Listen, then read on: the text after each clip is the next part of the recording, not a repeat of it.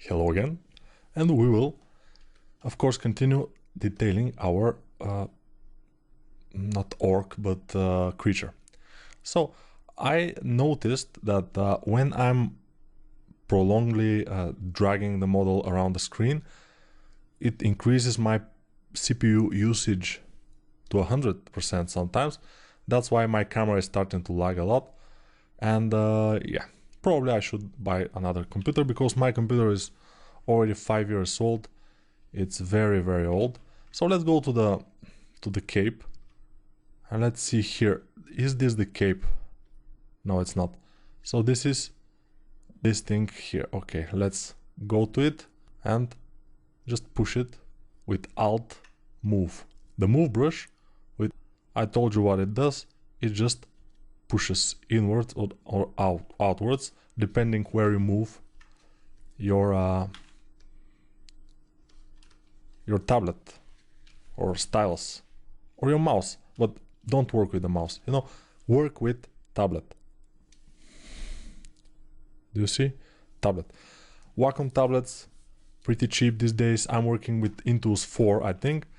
It has around 2000 pen pressure levels, and I think the most modern cheap versions of Wacom tablets are having the same. So yeah, this, when I bought it, was very expensive. It was more than $400, and now for $60-70 I think you can find a very decent Wacom tablet and it will be fine. I'm just trying some things here. I'm not sure what kind of detailing we will do because I don't know. I'm just not sure. But we have to make something, some kind of detail here, like this. So it's not just plain.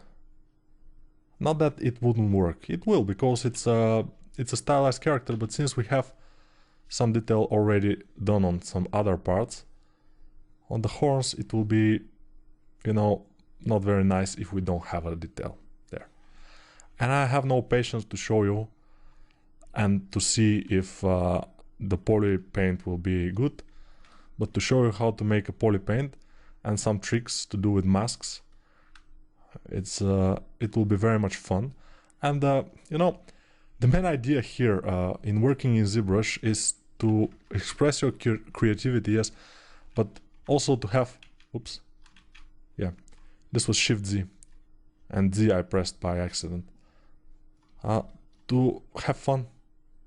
Yeah, and having fun while making money is even more fun, you know.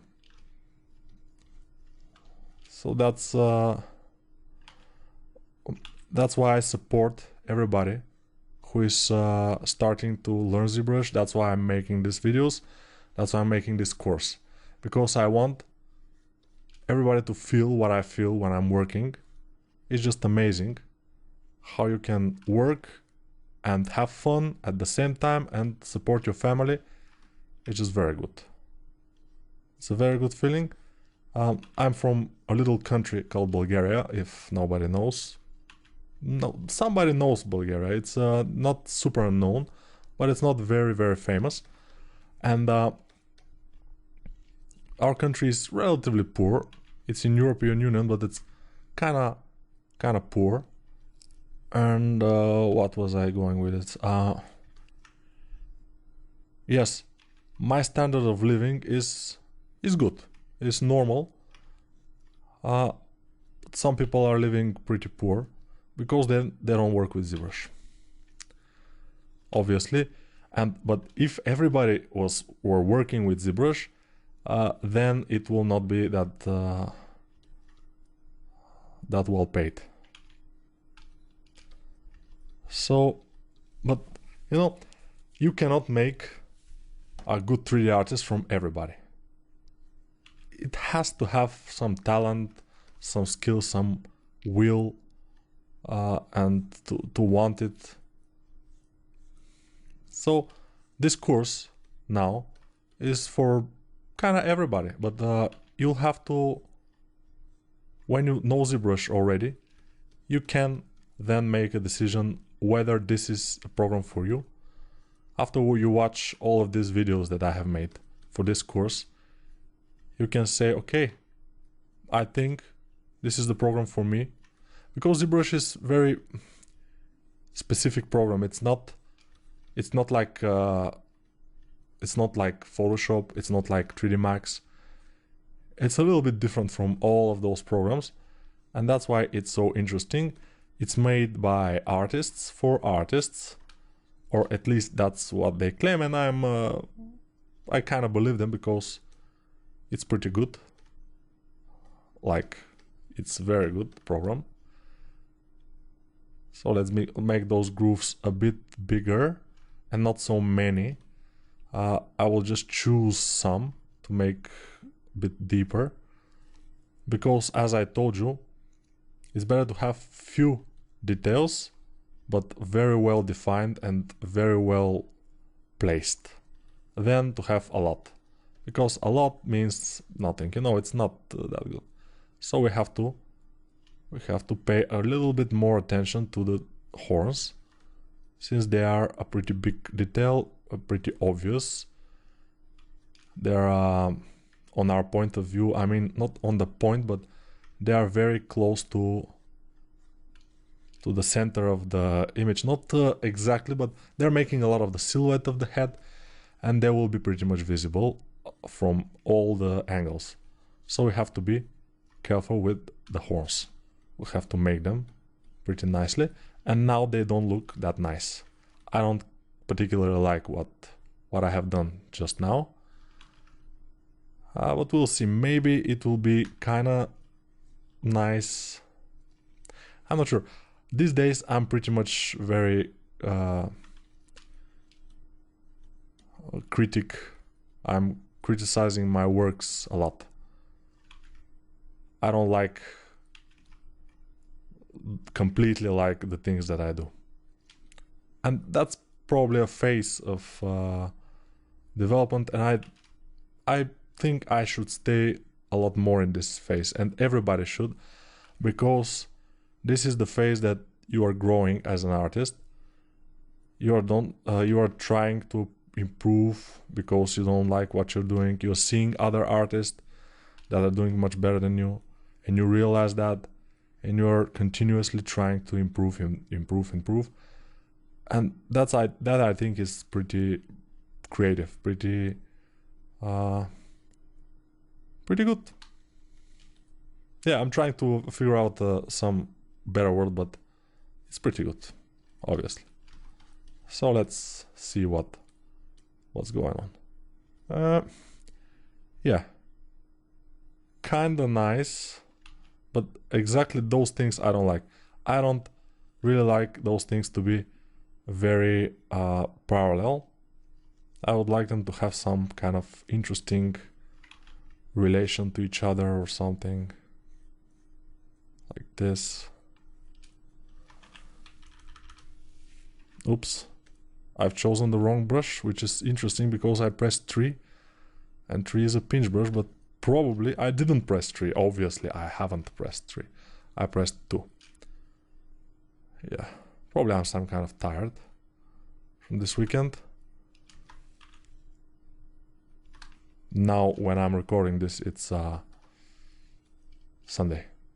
Yeah, tomorrow I'm at work and everything, and yeah. And at work, if you are curious what I'm doing, I'm working with ZBrush all day, working, making models.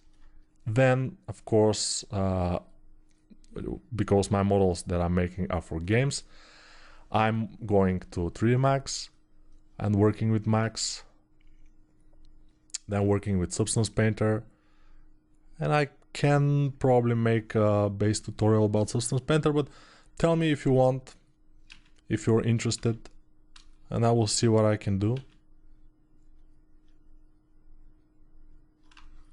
Yes. Because I have made a tutorial about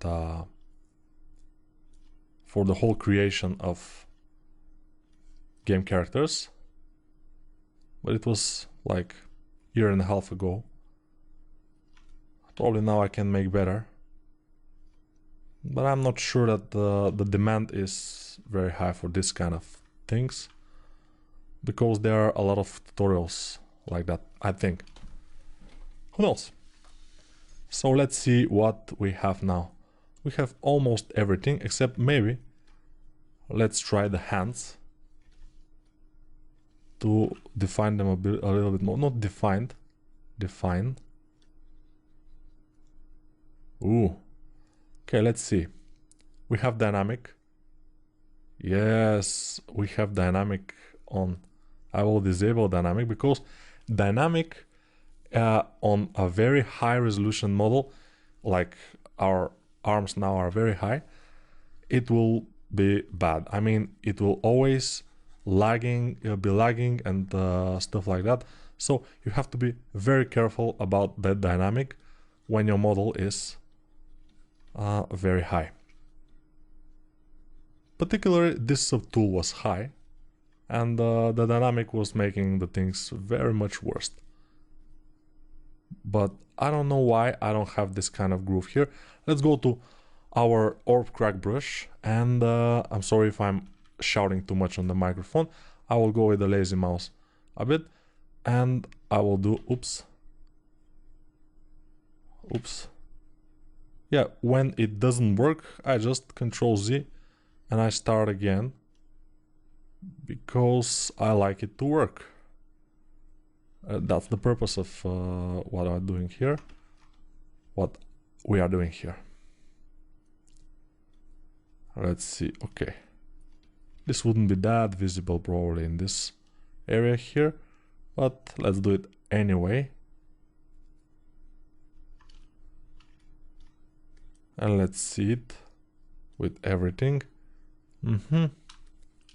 Looking kind of cool. Okay, we have almost everything. So probably we should start. Yeah, let's see this. This is still on dynamic phase. So I will apply the dynamic subdivisions. I will go down a few levels with Shift D. And I will disable symmetry because I don't need it now. And I will try to make this a bit more good looking, because it's not that good looking now. Yes. So, to tell you something about myself. No, you know, I can talk about how I'm doing this. I'm just moving with the move brush and rotating the object from... but you are seeing this. Why I should tell you what you are exactly seeing, I don't know. Some people like it, you know. Because when I'm watching tutorials sometimes, and I don't watch that much tutorials anymore, but when I watch tutorials, one thing is very much what I'm trying to avoid on my tutorials that I've seen in others that I don't like. Silence. When I am watching some tutorial, sometimes I'm working also, and I'm listening to the guy. What did the guy saying? And if he stopped talking, it's awkward. It's boring. It's not good. So I'm trying to avoid that. I'm trying to always talk. I'm trying to always,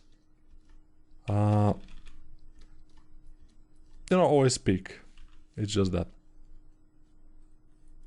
Almost always. Of course, you cannot speak for 20 minutes non-stop, although I'm trying. And I'm kind of succeeding in that. Maybe not quite. But still, yeah. I'm trying to achieve now here a better looking cape, because it was kind of bumpy. And I'm trying it to be like very smooth. And for it, I'm saying smooth those folds that are going from up down I'm trying to make them smooth, and that's completely cool.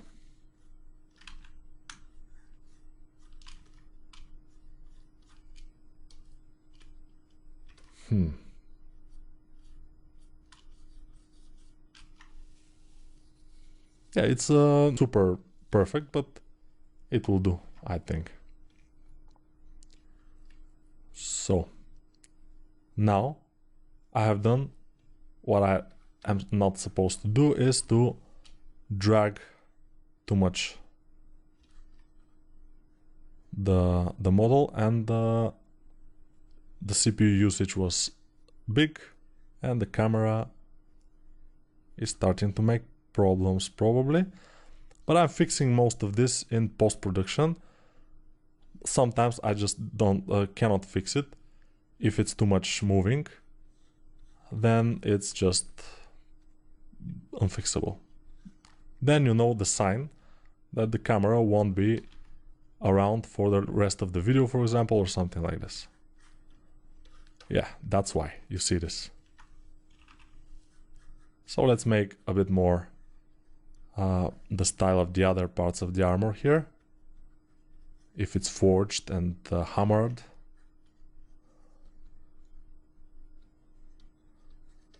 Let's make it like this, and we will be kind of ready with the detailing. We can start working on the polypaint in the next video, of course.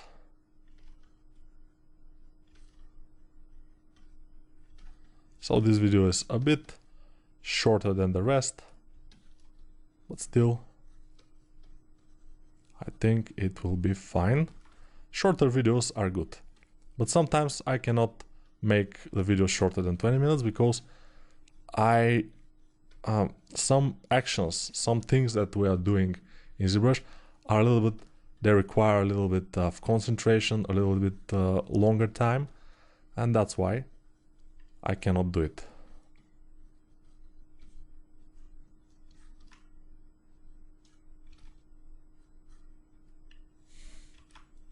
This is not looking good, so I'll get my standard brush, down standard, then the standard, and then I will try to improve this, although I don't think it's very much working.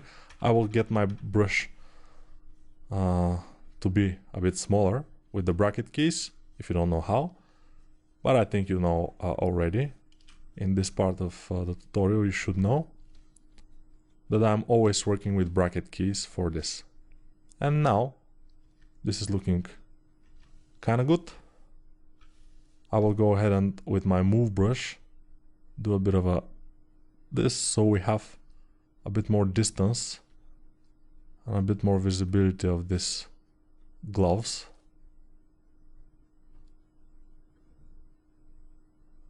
And yeah, no symmetry, but we don't care that much.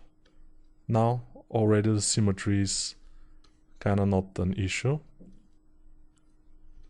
Let's see the front. So this video probably won't be that short as we imagine. So apply. I'm applying subdivisions here and I'm smoothing now. I will try to do it with the down standard brush here and then smooth. Let's see how much polygons it is. Okay, it's a lot. 200,000 polygons, which is kind of a big deal for this kind of small detail. But it's okay. You can handle that, it's no problem. Let's smooth. Let's go down on subdivisions. Put this here. Now smooth.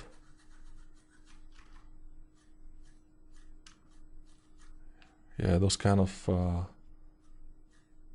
folds are not very easy to make, so I'm smoothing a lot.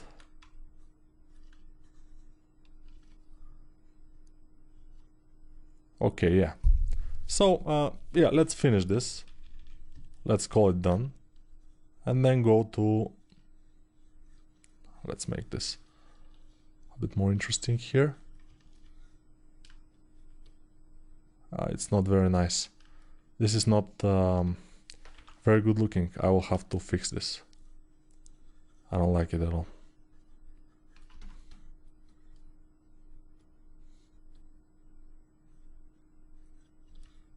but it's okay. It should be okay. So, next thing, of course, waiting for the processor to calm down. Okay, and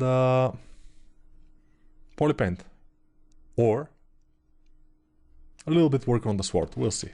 Bye.